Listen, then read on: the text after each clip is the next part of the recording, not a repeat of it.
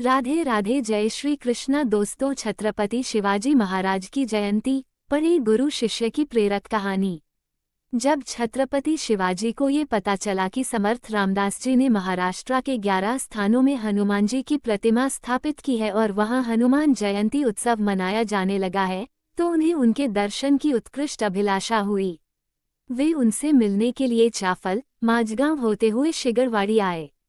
वहां समर्थ रामदास जी एक बाग में वृक्ष के नीचे दासबोध लिखने में मग्न थे। शिवाजी ने उन्हें दंडवत प्रणाम किया और उनसे अनुग्रह के लिए विनती की। समर्थ ने उन्हें त्रयोदशाक्षरी मंत्र देकर अनुग्रह किया और आत्मा नाम विषय पर गुरुपदेश दिया। फिर उन्हें श्रीफल, 1 अंजलि मिट्टी, 2 अंजलियां लीद एवं 4 अंजलियां भरकर कंकड़ दिए। जब शिवाजी ने उनके सानिध्य में रहकर लोगों की सेवा करने की इच्छा व्यक्त की, तो संत बोले, तुम क्षत्रिय हो, राज्यरक्षण और प्रजापालन तुम्हारा धर्म है। ये रघुपति की इच्छा दिखाई देती है। और उन्होंने शिवाजी को राजधर्म और क्षात्र धर्म पर उपदेश दिया।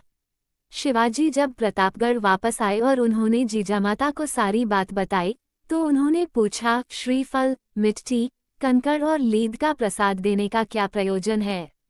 शिवाजी ने बताया, श्रीफल मेरे कल्याण का प्रतीक है, मिट्टी देने का उद्देश्य पृथ्वी पर मेरा आधिपत्य होने से है, कंकड़ देकर यह कामना व्यक्त हो गई है कि अनेक दुर्ग अपने कब्जे में कर पाऊं, और लीद अस्तबल का प्रतीक है, अर्थात उनकी इच्छा है कि असंख्य अश्वाधिपति मेरे अधीन रहें। इस प्रकार राजधर्म को समझकर शिवाजी महाराज ने अपनी शक्ति का विस्तार किया और न्याय नीति की स्थापना की और अपने गुरु के आदेश का पालन किया। शिवाजी महाराज को कब और कैसे मिली थी छत्रपति की उपाधि? पढ़ी वो वीरगाथा। छत्रपति शिवाजी महाराज एक कुशल शासक, सैन्य रणनीतिकार, एक वीर योद्धा, मुगलों का सामना करने वाला और सभी धर्मों का सम्मान करने वाले शिवाजी महाराज का जन्म 19 फरवरी 1630 को पुणे के पास स्थित शिवनेरी के दुर्ग में हुआ था। उनके पिता का नाम शाहजी और माता का नाम जीजाबाई था।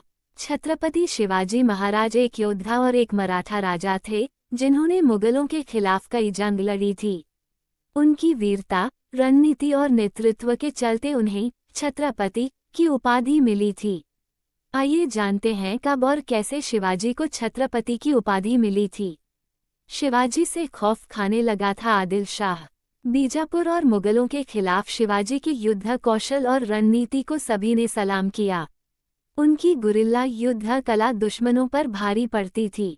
चैथ और सरदेशमुखी पर आधारित राजस्व संग्रह प्रणाली की सहायता से उन्होंने एक मजबूत मराठा राज्य की नींव रखी। शिवाजी की बड़ी प्रख्याति से बीजापुर के शासक आदिल शाह खौफ खाने लगे थे। तब आदिल शाह ने उन्हें बंदी बनाने की योजना बनाई। पिता को आदिल शाह की कैद से छुड़ाया। शिवाजी ने आदिल शाह के षड्यंत्र को बहुत जल्द भांप लिया। आदिल शाह उन्हें तो पकड़ नहीं पाया, लेकिन उसकी योजना में शिवाजी के पिता शाहजी बंदी बना लिए गए। इसकी जानकारी मिलते ही शिवाजी ने आदिल शाह को इसका मुंहतोड़ जवाब देने की योजना बनाई। उन्हें अपनी नीति और साहस से उस जेल का पता लगाने में ज्यादा समय नहीं लगा, जहां उनके पिता को कैद किया गया था। उन्होंने न सिर्फ अपने पिता को आदिल शाह की कैद से छुड़ाया, बल्कि पुरंदर और जावेली के किलों पर कब्जा भी कर लिया। जब मुगलों को देने पड़े 24 किले। इस पूरी घटना के बाद औरंगजेब ने शिवाजी को पकड़ने के लिए दोस्ती का जाल फेंका। उसने जयसिंह और दिलीप खान को पुरंदर संधि पर हस्ताक्षर करने के लिए शिवाजी के पास भेजा। संधि के बाद शिवाजी को मुगल शासक को 24 किले देने पड़े। इसके बाद औरंगजेब ने शिवाजी को आगरा बुलाया और धोखे से कैद कर लिया, लेकिन ज्यादा दिन तक नहीं। शिवाजी जल्द ही औरंगजेब की जेल से भाग निकले। और शिवाजी को मिली छत्रपति की उपाधि। औरंगजेब द्वारा धोखे से कैदी बनाते ही शिवाजी समझ गए थे कि पुरंदर संधि केवल छलावा थी। उन्होंने अपने पराक्रम और युद्ध कौशल के बल पर औरंगजेब की सेना को न सिर्फ धूल चटाई, बल्कि सभी 24 किलों पर फिर से कब्जा कर लिया। इस बहादुरी के बाद 6 जून 1674 को रायगढ़ किले में उन्हें छत्रपति की उपाधि दी गई।